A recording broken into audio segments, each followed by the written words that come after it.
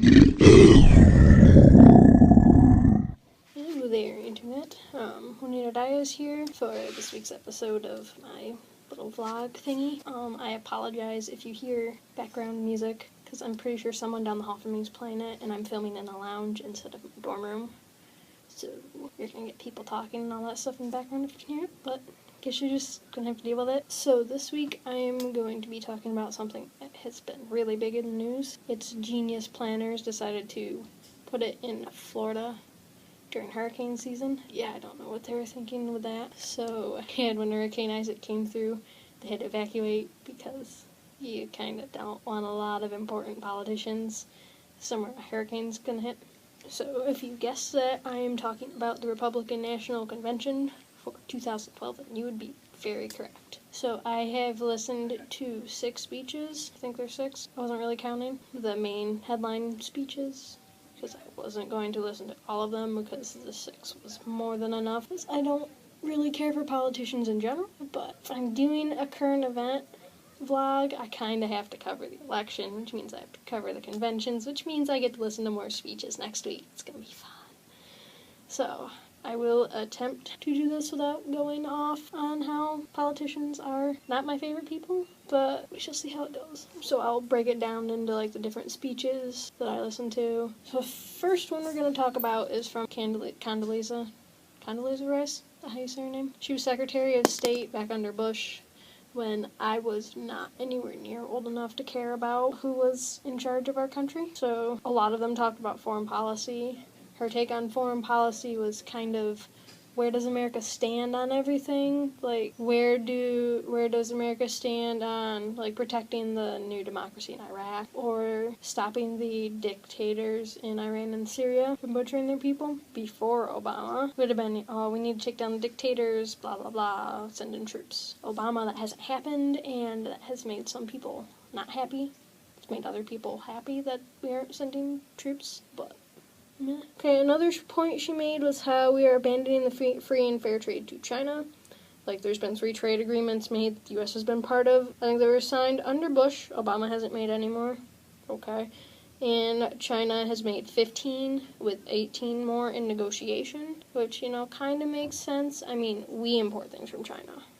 Why are people going to want to trade with us when we get stuff from China? They're just going to go trade with China. The problem isn't becoming bigger into, like making more agreements. It's actually making stuff here and not shipping jobs overseas to China, because that's where all the trade's going. Yeah. Duh. Another thing she talked about was how America continues to borrow money from places, which is true, but kind of made it seem like it's Obama's fault for doing that, because it's not like we have hidden reserves of money to draw from. We don't. We need to borrow from places. It might be fixed if people stopped lending us money and we'd had to make do with what we have. But until that happens, oh well, we're gonna keep borrowing money because that's how it works. What do you think Romney's gonna do? He's going to just pull out just one of those giant checks you get with like $13 trillion or $16 trillion or whatever the deficit is, and just give it to the U.S. I don't think he has that kind of money. If the whole country doesn't have that kind of money, he certainly doesn't. Also, she was the only one in the speeches I listened to who talked at all about immigration, which has been a huge issue in this election. That's one of the main issues that people are talking about. Immigration, do we let them in, do we build a fence, blah, blah, blah, all that stuff. So I just thought it was kind of weird that only one of the 6 big speakers, only one of them talked about it. Actually, it's kind of funny because I'm going to college up on Lake Ontario, and just going around town today, I saw Border Patrol cars. You don't think of Border Control up here. Yeah, it's here. Yeah. People aren't angry at the Canadians crossing the border and taking our American jobs. Maybe because they think Canadians coming over are just like us and not like our down south neighbors. Okay. Or maybe it's the fact that Canada is in just as good a shape as us, so they don't need to come and find jobs that no American actually wants to do anyway. I mean, it's not like any of us want to go work in a field for a ridiculously low amount of money picking grapes. None of us want to do that. Mexicans aren't really stealing our jobs. Don't.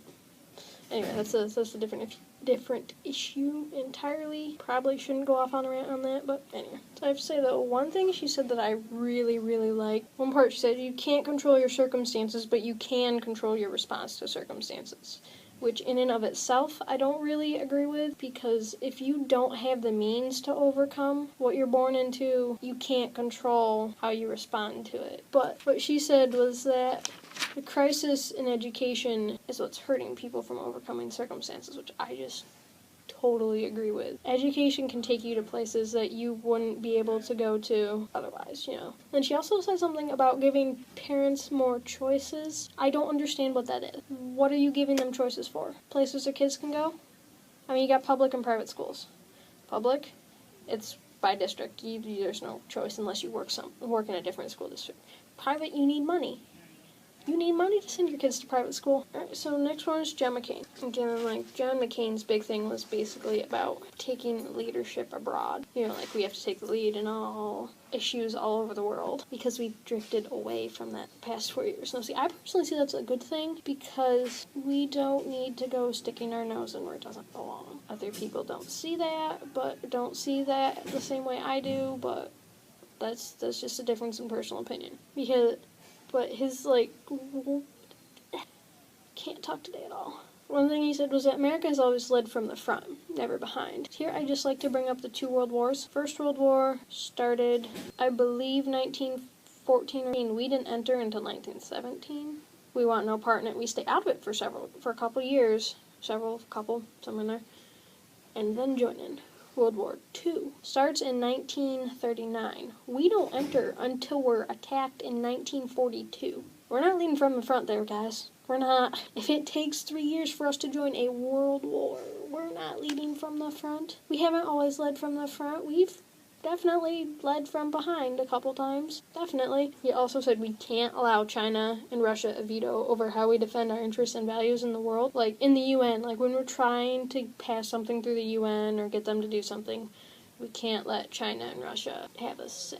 The world isn't America's plaything. The world belongs to everyone. Which means not only should America, Russia, and China get a say in it, but the people in the country that we're trying to invade or help or liberate or whatever term you want to use, those people should kind of get a say in the matter. This whole giving a voice to the voiceless thing doesn't actually count unless you're actually listening to them and not just trying to force the American ideals of freedom and everything. Another thing that was talked about was how the $1 trillion cuts to military spending, like $500 billion have already been made, another $500 billion are in the works, how that's going to disrupt the armed forces and compromise their security and all that stuff. I don't get it. We're already spending a ridiculous amount in Iraq every day, in Afghanistan, in Iran, and wherever we actually are. This is just a ridiculous amount of money. I say you take that $1 trillion you're cutting, even if you just cut it. We don't need to be spending that much money on our military. Other countries spend less, they're fine. They haven't been invaded.